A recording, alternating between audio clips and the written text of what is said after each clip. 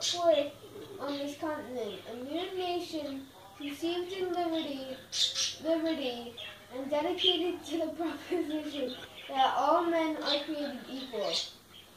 Now we are engaged in great civil war, testing whether that nation or any nation so conceived and so dedicated can long endure. We are met on a great battlefield of that war.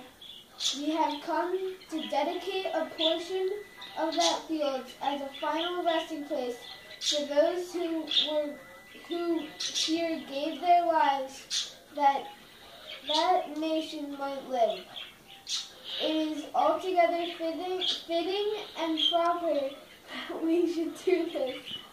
But in a larger sense, we cannot dedicate, we cannot concentrate, we cannot hallow this ground.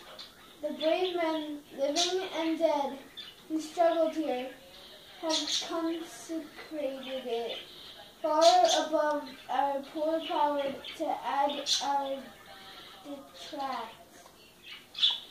The world will little note nor long remember what we say here, but it can never forget what they did here. It is for us, the living, rather, to be dedicated here to the unfinished work which they who fought here have thus far so nobly advanced. It is rather for us to be here dedicated to the great task remaining before us, that from these honored dead we take increased devotion to that cause for which they gave the last full measure of devotion,